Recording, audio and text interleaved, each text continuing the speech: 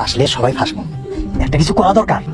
তুমি তোমার লোকজন ঠিক করো, আমি তো আছি। একটা কথা ভুলে দিও না, তুমি যেমন পাকা খেলাও তোমার ভাগ্যও কিন্তু করবে। সাদিয়া কেন হঠাৎ মজিদ মেম্বরকে বিয়ে করার জন্য রাজি হয়ে গিয়েছে, এর পেছনে সাদিয়ার কি উদ্দেশ্য রয়েছে? অন্যদিকে সাহেব জিনাতের কাছ থেকে বিয়ের প্রস্তাব পাওয়ার পরেও কেন তাকে বিয়ে করতে চাচ্ছে না, কি ঘটতে চলেছে সাহেব নামে গোলাম এই ধারাবাহিক নাটকটির 9 নম্বর এপিসোডে। হ্যালো এভরিওয়ান, আশা করি সবাই ভালোই আছেন। বন্ধুরা, আপনারা যারা ইগল ইসলামিক নাটক ইউটিউব চ্যানেল থেকে সাহেব নামে গোলাম এই ধারাবাহিক নাটকটির প্রথম পর্ব থেকে শুরু করে 8 নম্বর এপিসোড পর্যন্ত দেখে নিয়েছেন, তারা কিন্তু এই ধারাবাহিক নাটকটির 9 নম্বর এপিসোড দেখার জন্য অপেক্ষা করতেছেন। তার পাশাপাশি 9 নম্বর এপিসোডে কি কি ঘটতে চলেছে সেই বিষয়ে কিন্তু আপনারা অ্যাডভান্স আপডেট চাচ্ছেন। তাই বন্ধুরা, আপনি যদি সাহেব নামে গোলাম এই ধারাবাহিক নাটকটির 9 নম্বর এপিসোড সবার আগে দেখতে চান, তার পাশাপাশি 9 নম্বর এপিসোডে কি কি ঘটতে চলেছে এবং 9 নম্বর এপিসোড কত তারিখে এবং কোন সময় আপলোড করা হবে সেই বিষয়ে জানতে চান, তাহলে কিন্তু আজকের ভিডিওটিকে অবশ্যই স্কিপ না করে সম্পূর্ণ দেখতে হবে। বন্ধুরা, আপনারা যারা সাহেব নামে গোলাম এই ধারাবাহিক নাটকটি দেখেছেন তারা কিন্তু জানেন যে এই ধারাবাহিক নাটকটি একটি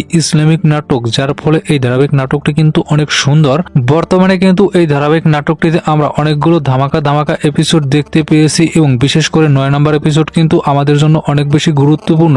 কেননা 9 নম্বর এপিসোড থেকে আমরা জানতে পারবো সাদিয়া কেন হঠাৎ মজিদ মেম্বরকে বিয়ে করতে চাচ্ছে, অন্যদিকে সাহেব সে কেন জিনাতকে বিয়ে করতে চাচ্ছে না এবং সাহেব কি তাইলে চেয়ারম্যান বাড়িতে পুনরায় আবার ফিরে আসবে, কি ঘটবে 9 নম্বর এপিসোডে সেগুলো কিন্তু আপনারা এই ভিডিও থেকে জানতে পারবেন। প্রথমে আমরা জানবো সাহেব নামে গোলাম এই ধারাবাহিক নাটকটির 9 নম্বর এপিসোডে কি কি ঘটতে চলেছে। এরপরে আমরা জানবো 9 নম্বর এপিসোড কত তারিখে এবং কোন সময় আপলোড করা হবে এবং কি করলে আপনি 9 নম্বর এপিসোড সবচেয়ে আগে দেখতে পারবেন। যারা যারা সাহেব নামে গোলাম এই ধারাবাহিক নাটকটির 9 নম্বর এপিসোডের জন্য অপেক্ষা করতেছেন তারা কিন্তু 9 নম্বর এপিসোড থেকে দেখতে পারবেন সাদিয়া সে কিন্তু এবার বুঝতে পেরেছে যে তার বাবাকে অসুস্থ করানোর পেছনে মজিদ মেম্বর এবং তার খালা এবং খালু তারা কিন্তু জড়িত ছিল। খালা এবং খালু তারা হচ্ছে সম্পত্তির লোভে, অন্যদিকে মজিদ মেম্বর সে কিন্তু চেয়ারম্যান হতে চায়, অন্যদিকে সাদিয়াকে সে কিন্তু পছন্দ করে। এই কারণে সাদিয়াকে সে বিয়ে করার জন্য তার বাবাকে অর্থাৎ পথের কাঁটাকে কিন্তু সরিয়ে দিতে চাচ্ছে। এই বিষয়টি সাদিয়া যখন বুঝতে পারে সে কিন্তু এখন মজিদ মেম্বরের মন মতন করে চলার চেষ্টা করবে এবং সে কিন্তু মজিদ মেম্বরকে বলেছে আমি আপনাকে বিয়ে করতে চাই, তবে আমি আপনাকে বিয়ে তখনই করব যখন আমি জানতে পারবো এই যে ষড়যন্ত্রগুলো করা হয়েছে এই ষড়যন্ত্রগুলোর পেছনে কারা কারা জড়িত আছে। তখন কিন্তু মজিদ মেম্বর সে নিজের কথা বলবে না, অন্যদিকে খালা এবং খালু তাদেরকে কিন্তু সে ফাঁসিয়ে দেবে। মজিদ মেম্বর কিন্তু খালা এবং খালুকে বলেছিল যে তাদেরকে সে 10 বিঘা সম্পত্তি দেবে, প্রতি বিঘা সম্পত্তির দাম হচ্ছে 1 কোটি টাকার উপরে। আমরা কিন্তু এই নাটকটি যারা দেখেছি তারা কিন্তু জানি যে মজিদ মেম্বর শয়তান প্রকৃতির লোক, সে কিন্তু খালা এবং খালুকে কোনো ধরনের সম্পত্তি দেবে না। সে চাইবে চেয়ারম্যানের যত সম্পত্তি আছে সেটা সাদিয়াকে বিয়ে করার পরে নিজে ভোগ দখল করে নিতে। এই কারণে কিন্তু সে এক প্রকার খালা এবং খালুকে ব্যবহার করতেছে। তার প্রধান টার্গেট হচ্ছে সে সাদিয়াকে বিয়ে করবে এবং চেয়ারম্যানের সমস্ত সম্পত্তি সে আত্মসাৎ করবে। অন্যদিকে কিন্তু আমরা দেখেছিলাম মজিদ মেম্বর সে কিন্তু রিজিক খালুকে দিয়ে গুদাম ঘরের চাবি চুরি করে আনতে বলেছিল, কিন্তু খালু সে কিন্তু চাবির একটি ডুপ্লিকেট কপি বানিয়ে নিয়ে আসে। এরপরে কিন্তু সেটা মজিদ মেম্বরের হাতে তুলে দেয়। মজিদ মেম্বর যখন চাবিটা হাতে পায় এরপরে কিন্তু সে গুদাম ঘরে যায় এবং গুদাম ঘর থেকে মালামাল সমস্ত কিছু লুটপাট করে নিয়ে চলে আসে। যখন সাদিয়া এই বিষয়টিকে বুঝতে পারে এরপরে কিন্তু তাদের গুদাম ঘর থেকে কারা এই সমস্ত মালামাল লুট করেছে সেটা সে জানতে চাইবে এবং সেই সমস্ত বিষয় জানার জন্যই কিন্তু এবার সে মজিদ মেম্বরের মন মতন করে চলার চেষ্টা করবে এবং সে কিন্তু মজিদ মেম্বরকে অলরেডি বলেছে যে তাকে সে বিয়ে করবে। অন্যদিকে সাহেব তাকে কিন্তু এখন যে সে বর্তমানে কাজ করতেছে সেখানকার মহাজন তার অনেক ভালো লেগেছে, কেননা সাহেব হচ্ছে খুবই ভদ্র এবং ধার্মিক একজন লোক। সে কিন্তু মনে মনে তার মেয়ে জিনাতের জন্য এরকমই একটা ছেলে খুঁজতেছিল। সে কিন্তু এখন সাহেবকে বিয়ের কথা বলবে। সাহেব কিন্তু জিনাতকে বিয়ে করতে চাইবে না এবং সে কিন্তু বিয়ে করতে না করে দেবে। বিষয়টি কিন্তু জিনাতের অনেক বেশি খারাপ লাগবে, এই কারণে সে কিন্তু সাহেবদের বাড়িতে আসবে। সাহেব কিন্তু তাকে আবার অপমান করে এক প্রকার তাড়িয়ে দেবে। অন্যদিকে লোকমান সে এখন সমস্ত বিষয়টি বুঝতে পারার পর সাহেবের কাছে খবর পাঠাবে। যখন সাহেব জানতে পারবে যে চেয়ারম্যান বাড়ির অবস্থা এইরকম হয়ে রয়েছে এরপরে কিন্তু সাহেব আবার চেয়ারম্যান বাড়িতে আসবে। কিন্তু সাহেব যখন চেয়ারম্যান বাড়িতে আসবে তখন কিন্তু খালা খালু এবং অন্যদিকে মজিদ মেম্বর তারা কিন্তু কিন্তু ষড়যন্ত্র করে আবার নতুন ভাবে সাহেবকে ফাঁসিয়ে দিতে চাইবে, কিন্তু সাহেবকে তারা কোনোভাবেই ফাঁসাতে পারবে না। অন্যদিকে চেয়ারম্যান সে কিন্তু এখন অনেকটা সুস্থ হয়ে রয়েছে। সুস্থ হওয়ার পরে সাদিয়া যে মজিদ মেম্বরকে বিয়ে করতে চাচ্ছে এই বিষয়টি কিন্তু তার একদমই ভালো লাগেনি। সে কিন্তু সাদিয়াকে বলেছে যে তুই যদি এর থেকে সাহেবকে বিয়ে করে নিতি আমি অনেক বেশি খুশি হতাম, আমার কোনো ধরনের সমস্যা ছিল না, কিন্তু তুই এখন মজিদ মেম্বরের মতন একজন খারাপ লোককে বিয়ে করতে চাচ্ছিস, এই বিষয়টি কিন্তু আমি একদম সহ্য করতে পারতেছি না। সাদিয়া কিন্তু তখন কোনো কিছুই বলবে না। সাদিয়া কিন্তু খালা এবং খালু অন্যদিকে মজিদ মেম্বর তাদেরকে হাতে নাতে ধরার জন্য একটা নতুন কৌশল অবলম্বন করবে। সাহেবের মা এবং বোন তারা যখন জানতে পারবে সাহেব জিন্নাতকে বিয়ে করতে চাচ্ছে না তখন কিন্তু তারা অনেক বেশি শকড হবে এবং এরপরে কিন্তু তারা সাদিয়ার বিষয়টাও জানতে পারবে। এই কারণে কিন্তু সাহেবের বোন সাহেবকে জিজ্ঞেস করবে তুমি কি কারণে জিনাত আপুকে বিয়ে করতে চাচ্ছ না, এটা কিন্তু আমরা জেনে গিয়েছি। এই কথাগুলো শোনার পরে কিন্তু সাহেবের কোনো কিছুই করার থাকবে না। সে কিন্তু আমরা জানি যে মনে মনে সাদিয়াকে পছন্দ করে, অন্যদিকে সে কিন্তু চেয়ারম্যানকে অনেক বেশি ভালোবাসে, এই কারণে সবসময় সে কিন্তু চেয়ারম্যানের কথাই চিন্তা করে। অন্যদিকে সাদিয়া সে কিন্তু এখন অনেক ভালো হয়ে গিয়েছে, সে কিন্তু নিজের ভুলটি বুঝতে পেরেছে। সে যে সাহেবকে ভুলভাল কথা বলে এবং মিথ্যা একটা অপবাদ দিয়ে চেয়ারম্যান বাড়ি থেকে তাড়িয়ে দিয়েছে, এই কারণে সে কিন্তু অনুতপ্ত এবং সে কিন্তু এখন অনেকটা ভালো হয়ে গেছে। সে কিন্তু এখন 5 ওয়াক্ত নামাজ পড়ে, প্লাস সে কিন্তু নামাজ পড়ে তার বাবার জন্য দোয়া করে। এইদিকে মজিদ মেম্বার সে কিন্তু গিয়ে চেয়ারম্যানের সাথে দেখা করবে এবং জিজ্ঞেস করবে আমি তো এখন সাদিয়াকে বিয়ে করতে চাই, আপনি কি এই বিষয়টি মেনে নিয়েছেন? যেহেতু সাদিয়া মজিদ মেম্বারকে বিয়ে করতে চাই এই কারণে কিন্তু চেয়ারম্যানও কোনো কিছু বলে না, সে বলে হ্যাঁ আমি রাজি আছি। এই কথাটা শোনার পরে কিন্তু মজিদ মেম্বার আবার সাদিয়ার সাথে দেখা করে। সাদিয়ার সাথে দেখা করার পরে সে কিন্তু সাদিয়াকে বলে যে চেয়ারম্যান চাচাও আমাদের বিয়ের বিষয়টা মেনে নিয়েছে, আমি যে কি খুশি সাদিয়া সেটা আমি তোমাকে বলে বোঝাতে পারবো না। সাদিয়া কিন্তু এখন এক প্রকার টোপ ফেলে বসে রয়েছে। বিয়ের প্রলোভন দেখিয়েই কিন্তু সে খালা খালু অন্যদিকে মজিদ মেম্বারকে জালে ফাঁসাবে এবং তারপরে পুলিশের হাতে তুলে দেবে। অন্যদিকে সাহেব সে কিন্তু চেয়ারম্যান বাড়িতে ফিরে আসবে, যার ফলে কিন্তু সাদিয়া একটু সাহস পাবে।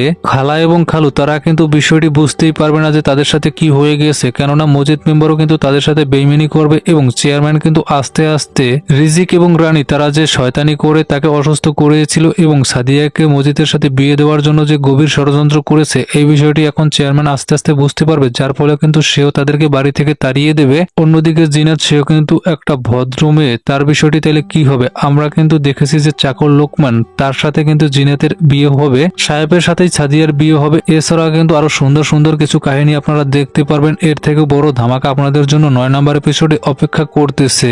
আপনারা যারা সাহেব নামে গোলাম এই ধারাবাহিক নাটকটির প্রতিটি এপিসোড দেখেছেন তারা কিন্তু জানেন যে এটা একটা ইসলামিক নাটক। বিশেষ করে সাহেব অর্থাৎ ইফতিকার ইফতি এখানে কিন্তু অভিনয় করেছেন নায়কের চরিত্রে। অন্যদিকে সাগরিকা ইসলাম সে হচ্ছে সাদিয়ার চরিত্রে অভিনয় করেছে। আমার কিন্তু পার্সোনাল ভাবে সাহেব অর্থাৎ ইফতিকার ইফতি ভাইয়ের অভিনয় অনেক বেশি ভালো লেগেছে। আপনাদের যদি সাহেবের অভিনয় ভালো লাগে সেটা কিন্তু অবশ্যই কমেন্ট করে জানিয়ে দিবেন। অন্যদিকে লোকমান তার অভিনয় কিন্তু অনেক সুন্দর ছিল, আমার কিন্তু লোকমানের অভিনয় অনেক বেশি ভালো লেগেছে। তাছাড়া আপনি যদি ঈগল ইসলামিক নাটক ইউটিউব চ্যানেলের নাটকগুলো নিয়মিত দেখে থাকেন এবং সাহেব নামে গোলাম এই নাটকটির প্রথম এপিসোড থেকে শুরু করে প্রতিটি এপিসোড দেখে থাকেন তাহলে সেটা কিন্তু অবশ্যই কমেন্ট করে জানিয়ে দিবেন। আমার কিন্তু এই নাটকটিকে অনেক বেশি ভালো লাগে। আপনার ভালো লাগলে ভিডিওতে কিন্তু একটি লাইক অবশ্যই করতে হবে। তাছাড়া কিন্তু এইরকম ঈগল টিমের আরো অনেকগুলো ইসলামিক নাটক সামনে আসতে যাচ্ছে, সেই সমস্ত নাটকগুলো সম্পর্কে কিন্তু আমি আপনাদের সাথে আপডেট শেয়ার করে দেব।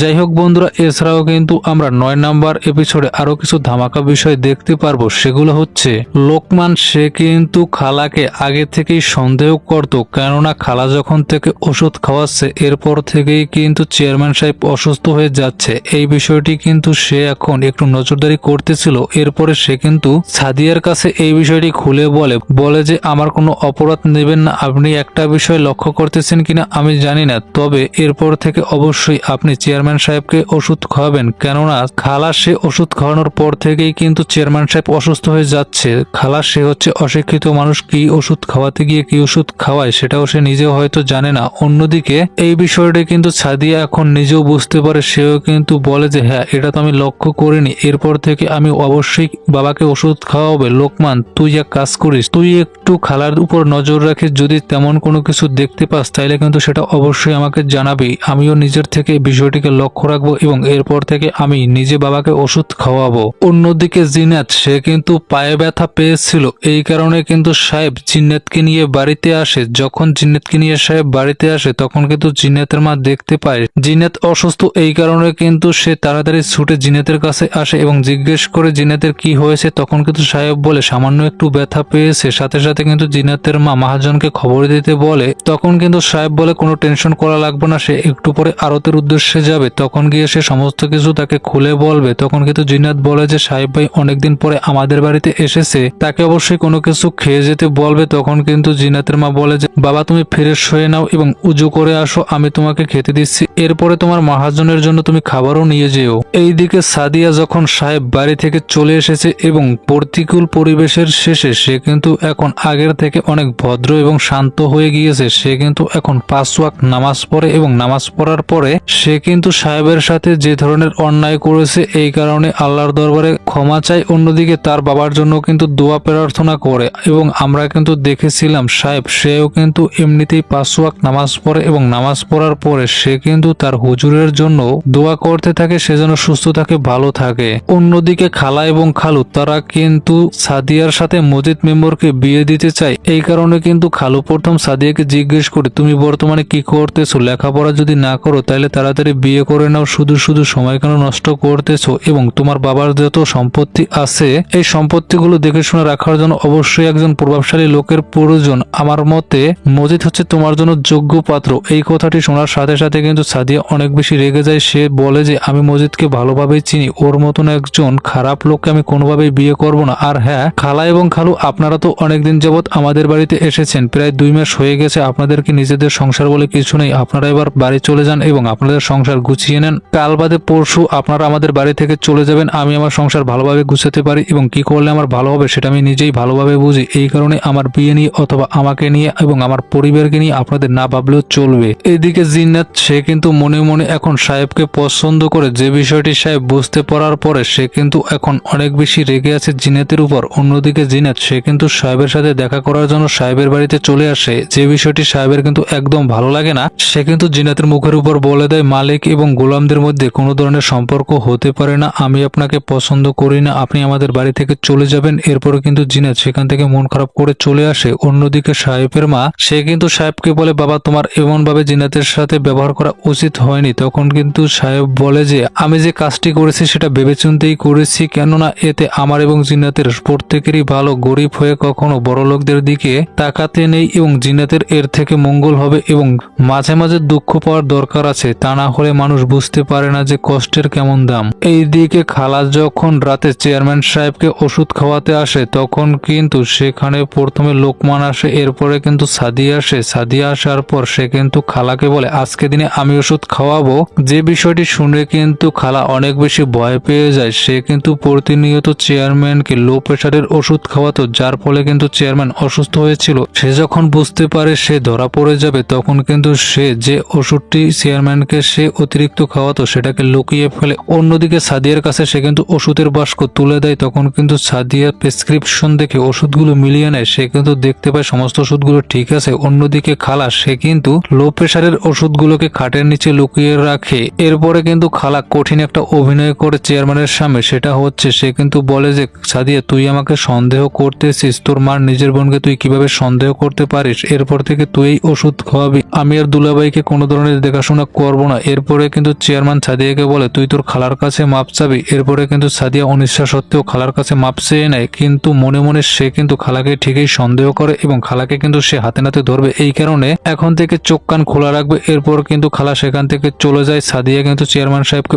ওষুধ খাওয়ায়। তখন চেয়ারম্যান জিজ্ঞেস করে তুই কেন তোর খালার সাথে এরকম ব্যবহার করতেছিস? তখন কিন্তু সাদিয়া চেয়ারম্যানকে বলে যে বাবা তোমার একটু সেবা যত্ন করার আমাকে সুযোগ দাও, আমি চাই নিজের হাতে তোমার সেবা যত্ন করতে। এইদিকে খালা এই ঘটনাটি ঘটে যাওয়ার পরে তাড়াতাড়ি কিন্তু রুমে চলে আসে এবং তার স্বামী রিজিক খালুকে বলে যে সে আজকের দিনে হাতে নাতে প্রায় ধরা পড়েই গিয়েছিল, একটুর জন্য বেঁচে গিয়েছে। আমাদের তো এই প্ল্যানটি ফেল হয়ে গেছে, এরপরে আমরা কি করতে পারি? তাড়াতাড়ি যদি মজিদের সাথে সাদিয়ার বিয়ে দিতে না পারি তাহলে তো আমাদের সমস্ত কিছুই হাত থেকে বেরিয়ে যাবে। এরপরে কিন্তু খালু বলে আমি কালকে দিনেই মজিদের সাথে গিয়ে দেখা করব এবং পরবর্তীতে কি করা যায় এই বিষয়টি নিয়ে তার সাথে আলোচনা করব। এইদিকে জিন্নাতের মা সে কিন্তু সাহেবকে ডেকে পাঠায়। সাহেব যখন মহাজনদের বাড়িতে আসে তখন কিন্তু জিনাতের মা তাকে বলে জিনাত এতদিন অসুস্থ ছিল, এখন সুস্থ হয়েছে, তুমি জিনাতকে নিয়ে কলেজে দিয়ে আসো। তখন কিন্তু সাহেব যেতে চায় না, এই কারণে কিন্তু জিনাত রেগেই একা চলে যেতে চায়। এরপরে কিন্তু সাহেব পিছু পিছু তার যায় এবং জিনাতকে বলে চলো আমি তোমাকে এগিয়ে দিয়ে আসি। এরপরে কিন্তু জিনাত সাহেবকে বলে, আচ্ছা আপনি কি আমার সাথে হাঁটতে অথবা রিক্সায় ঘুরে বেড়াতে ঘৃণা করেন? তখন কিন্তু সাহেব বলে, আমি মানুষ হয়ে কিভাবে মানুষকে ঘৃণা করতে পারি? আমি ছোটবেলা থেকে সবসময় মাটির দিকে তাকিয়ে হেঁটেছি, অনেক ছেলে আমাকে প্রপোজ করেছে, আমি কারো দিকে কখনো ফিরে তাকাইনি, কিন্তু আজকে আপনি আমাকে এরকম কথা বলতে পারলেন? এরপরে কিন্তু সাহেব জিনাদের কাছে ক্ষমা চায়। অন্যদিকে খালা এবং খালু তারা কিন্তু একটা পাক্কা প্ল্যানিং করে, সেটা হচ্ছে তারা কিন্তু ব্যাগপত্র গুছিয়ে নিয়ে বাড়ির উদ্দেশ্যে রওনা দেয় এবং তার আগে চেয়ারম্যানের সাথে গিয়ে দেখা করে। প্রথমে কিন্তু খালা বলে যে অনেকদিন তো দুলাভাই আপনার সেবা করলাম, এখন আমরা বাড়িতে চলে যাই। তখন কিন্তু চেয়ারম্যান বলে যে কেন তোমরা এত তাড়াতাড়ি চলে যাবো, আর কদিন থাকো, আমি তো অসুস্থ ছিলাম এই কারণে তোমাদের খাতির যত্ন করতে পারিনি। তখন কিন্তু রিজিক খালু বলে যে আমরা তো থাকতেই চেয়েছিলাম, কিন্তু সাদিয়া চায় না আমরা এখানে থাকি, সাদিয়া আমাদেরকে বাড়ি থেকে চলে যেতে বলেছে। তখন কিন্তু সাদিয়া সেখানে আসে এবং চেয়ারম্যান কিন্তু বলে যে তোমাদের এখান থেকে যেতে হবে না, তোমরা অবশ্যই এখানে থাকো। তখন কিন্তু সাদিয়া বলে, খালা এবং খালু তো দীর্ঘদিন যাবত আমাদের বাড়িতে এসেছে, তাদেরও তো নিজেদের সংসার আছে, তারা এবার বাড়ি যাক এবং নিজেদের সংসার গুছাক। তখন কিন্তু খালা বলে যে তাতে আমাদের কোনো সমস্যা নেই, আমরা সেটা ম্যানেজ করেই দুলাভাইয়ের সেবা যত্ন করার জন্য এসেছি। এরপরে কিন্তু চেয়ারম্যান বলে তোমাদের যেতে হবে না, তোমাদের যতদিন ইচ্ছে তোমরা এখানে থাকো। এইদিকে সাদিয়া সে কিন্তু তার বাবাকে যে ভুলভাল ওষুধ খাওয়ানো হতো সেগুলো নিয়ে ডাক্তারের কাছে গিয়েছিল। সে কিন্তু ডাক্তারের কাছে গিয়ে জানতে পেরেছে তার বাবাকে যে ওষুধগুলো খাওয়ানো হতো সেগুলো হচ্ছে লো প্রেশারের ওষুধ। এর ফলে কিন্তু তার বাবা এতদিন যাবৎ অসুস্থ ছিল। এই বিষয়টি কিন্তু সাদিয়া জানার পরে সে কিন্তু তার খালার কাছে এসে জিজ্ঞেস করে, তুমি যে আমার বাবাকে এই সমস্ত ওষুধগুলো খাওয়াতে, সেটা কিন্তু আমি ভালোভাবেই বুঝতে পেরেছি। তখন কিন্তু খালা এই সম্পূর্ণ বিষয়টিকে অস্বীকার করে, সে বলে ডাক্তার হয়তো ভুলভাবে তো এই ওষুধগুলো দিয়েছিল। তখন কিন্তু সাদিয়া বলে, না তুমি এই ওষুধগুলো দিতে আমি সেটা জানি। এই কথা শোনার পরে যখন খালা বুঝতে পারে তাদের সমস্ত ষড়যন্ত্র ফাঁস হয়ে গিয়েছে সাদিয়ার কাছে, তখন কিন্তু খালা বলে, বুঝলি তো সাদিয়া আমি কত বড় প্লেয়ার। তখন কিন্তু সাদিয়া বলে, আমিও তোমার ভাগ্নি, আমিও কিন্তু কম যাই না, তোমাকে আমি হাতে নাতে ধরেই ছাড়বো। অন্যদিকে কিন্তু সাদিয়াদের গুদাম ঘরে মজিদ মেম্বার চুরি করে, এই কারণে কিন্তু সাদিয়া সমস্ত বিষয়টিকে ধরার জন্য এখন নতুন একটি নাটক সাজায়। সেটা হচ্ছে সে এখন মজিদ মেম্বারকে বিয়ে করতে চায়, তবে বিয়ে করার জন্য সে কিন্তু শর্ত রাখে কারা কারা এই সমস্ত ঘটনার সাথে জড়িত সেটাকে স্বীকার করতে হবে। যখন মজিদ মেম্বার এই সমস্ত ঘটনাটিকে স্বীকার করবে, সাথে সাথে কিন্তু সাদিয়া পুলিশ এনে তাদেরকে ধরিয়ে দেবে। অন্যদিকে সাহেব সেও কিন্তু এখন চেয়ারম্যান বাড়িতে ফিরে আসবে। যখন চেয়ারম্যান বাড়িতে ফিরে আসবে তখন কিন্তু চেয়ারম্যান তার সমস্ত ভুল বুঝতে পেরেছে, সাহেবের কাছে ক্ষমা চেয়ে নেবে। অন্যদিকে সাদিয়া সেও কিন্তু তার সমস্ত ভুলগুলো বুঝতে পারবে। এরপরে কিন্তু সাহেবের সাথে সাদিয়ার বিয়ে হবে। অন্যদিকে খালা খালু এবং মজিদ মেম্বার তারা কিন্তু তাদের বিরুদ্ধে গভীর একটি ষড়যন্ত্র করবে। কি ষড়যন্ত্র করবে সেটা কিন্তু আমরা 10 নম্বর এপিসোডে দেখতে পারবো। তাই বন্ধুরা আপনারা অবশ্যই এখন 9 নম্বর এপিসোড দেখবেন। 9 নম্বর এপিসোড কোনোভাবেই মিস করবে না। 9 নম্বর এপিসোডে কিন্তু অনেক বড় বড় ধামাকা থাকবে। এখন আমরা জানবো সাহেব নামে গোলাম এই ধারাবাহিক নাটকটির 9 নম্বর এপিসোড আপনারা কত তারিখে এবং কোন সময়ে দেখতে পারবেন। তার আগে বন্ধুরা আপনারা আমার এই ভিডিওটিকে কে কোন জায়গা থেকে দেখতেছেন সেটা কিন্তু অবশ্যই কমেন্ট করে জানিয়ে দিবেন। আপনি যদি বাংলাদেশ থেকে দেখে থাকেন তাহলে সেটা অবশ্যই কমেন্ট করে জানাতে ভুলবেন না। তার পাশাপাশি আপনি যদি ইন্ডিয়া কিংবা অন্য কোনো দেশ অথবা প্রবাস থেকে দেখে থাকেন তাহলে সেটা অবশ্যই কমেন্ট করে জানিয়ে দিবেন। অবশ্যই কমেন্ট করার সময় আপনি কোন জায়গা থেকে দেখতেছেন এবং আপনার নাম কি সেটা অবশ্যই লিখে যাবেন। যদি আপনি সুন্দর একটি কমেন্ট করেন আমি কিন্তু নেক্সট ভিডিওতে আপনাদের কমেন্টগুলো পড়বো, প্লাস আপনার নাম কি এবং আপনি কোন জায়গা থেকে দেখতেছেন এবং আপনি যে সাহেব নামে গোলাম এই ধারাবাহিক নাটকটিকে পছন্দ করেন সমস্ত কমেন্টগুলো কিন্তু আমি পরে পরে সবাইকে শোনাবো। আমার ভিডিওতে কিন্তু আপনাদের স্ক্রিনশটগুলোকে মেনশন করে দেবো। তাই বন্ধুরা আপনি যদি সাহেব নামে গোলাম এই ধারাবাহিক নাটকটিকে পছন্দ করেন তাহলে সুন্দর একটি কমেন্ট অবশ্যই কমেন্ট বক্সে রেখে যাবেন। কমেন্ট বক্সে কমেন্ট করার সময় আপনার নাম কি এবং আপনি কোন জায়গা থেকে দেখতেছেন সেটা কিন্তু মাস্ট বি বলবেন। যাই হোক বন্ধুরা সাহেব নামে গোলাম এই ধারাবাহিক নাটকটির 8 নাম্বার এপিসোড আপনারা যারা দেখেছেন তারা কিন্তু এই ধারাবাহিক নাটকটির 9 নাম্বার এপিসোড ঠিক 3 দিন পরে দেখতে পারবেন। আজকে থেকে শুরু করে 3 দিন অর্থাৎ আপনারা কিন্তু 24 তারিখে এই ধারাবাহিক নাটকটির 9 নাম্বার এপিসোড দেখতে পারবেন। অবশ্যই ধারাবাহিক নাটকটিকে দেখতে হলে ইগল ইসলামিক নাটক ইউটিউব চ্যানেলে আপনাদের লক্ষ্য রাখতে হবে। তার পাশাপাশি অবশ্যই আমার ইউটিউব চ্যানেলটিকে সাবস্ক্রাইব করে দেবেন, কেননা এই নাটক সম্পর্কে যদি কোনো আপডেট আসে আমি কিন্তু সবার আগে আপনাদের সাথে শেয়ার করে দেব। এখন বন্ধুরা এর আগের ভিডিওতে কারা কারা কমেন্ট করেছিল সেই সমস্ত কমেন্টগুলোকে পড়বো। অবশ্যই আপনি সুন্দর একটি কমেন্ট রেখে যাবেন। আগের ভিডিওতে কমেন্ট করেছিল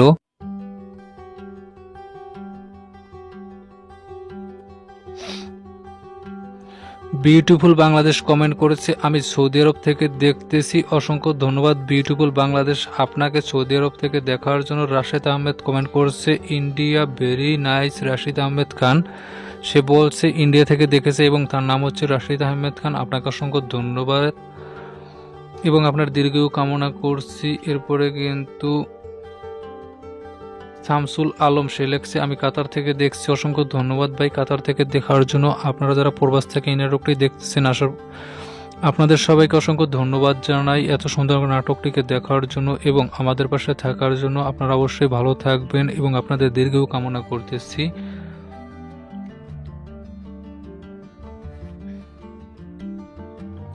সুনীল নাথ সে কিন্তু কলকাতা থেকে কমেন্ট করেছে, সে কিন্তু প্রতিটি এপিসোড দেখেছে এবং প্রতিটি এপিসোডেই তার কিন্তু ভালো লেগেছে। এরপরে কিন্তু সুরাজ আলী সে কিন্তু কমেন্ট করছে, আমি সুরাজ আসাম থেকে দেখছি, অসংখ্য ধন্যবাদ আসাম থেকে আমাদেরকে দেখার জন্য। এরপরে কিন্তু এমডি মাসুদ রানা সে কমেন্ট করছে, ভাই আমি নাটকটা টাঙ্গাইল থেকে দেখতেছি, নাটকটা অনেক ভালো। আমরা কিন্তু জানি যে এই নাটকটি আপনার অনেক ভালো। আপনি যদি এই নাটকটিকে দেখে থাকেন তাহলে কিন্তু ঝটপট একটি কমেন্ট করে দেবেন। আর হ্যাঁ, আপনি কোন জায়গা থেকে দেখতেছেন সেটা অবশ্যই কমেন্ট করে জানিয়ে দিবেন। আপনার নাম কি সেটা অবশ্যই লিখতে হবে। এরপরে কিন্তু একজন ভাই অনেক বড় একটা কমেন্ট করেছেন, এমডি নাসির মোল্লা, সে লিখছে, আসসালামু আলাইকুম ভাই, আমি নাই থেকে দেখতেছি, বাড়ি হচ্ছে ফরিদপুর বোয়ালমারি, মোহাম্মদ নাসির মোল্লা। নাটকটি দেখতে আমাদের অনেক সুন্দর লাগে, সব নাটকেই মাঝে মাঝে নায়িকাগুলো চেঞ্জ হয়ে যায়, এটাই মন খারাপ লাগে।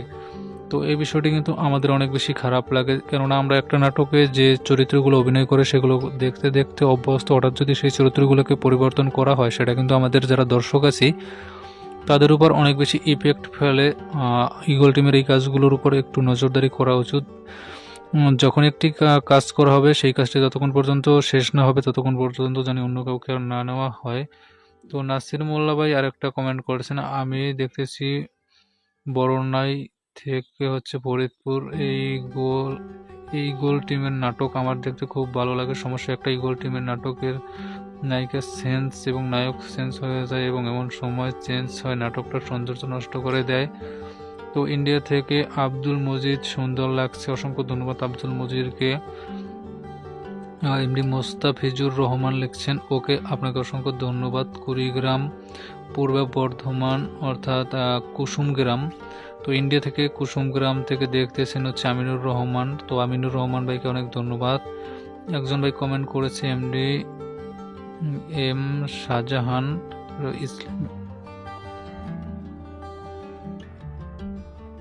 ইসলামে নাকি বিয়ের আগে প্রেম হারাম, তাহলে এই নাটক ইসলামী নাটক কি করে? তো ভাই এই নাটক হচ্ছে একটি বিনোদনের জায়গা, এখান থেকে অবশ্যই আপনি ভালো কিছু দেখবেন, ভালো কিছু শিখবেন, খারাপ বিষয়গুলো আপনি অবশ্যই দেখবেন না, সেগুলোকে পরিহার করবেন। একটা নাটক সাজাতে গেলে অনেক কিছু আছে, সেগুলো মেনটেন করতে হয়, এই বিষয়টি আমিও জানি, আপনিও জানেন। তবে আপনার একটা বিষয় থেকে ভালো মেসেজ কী আছে সেটাই আপনার দেখা উচিত, সেটাই আপনার মনে ধারণ করা উচিত। তো আপনি যে বিষয়টি বলতে চাইছেন, বুঝাতে চাইছেন, আমি সেটা বুঝতে পারতেছি, কিন্তু এরপরেও আপনার যদি ভালো না লাগে তাহলে আপনি নাটক দেখবেন না।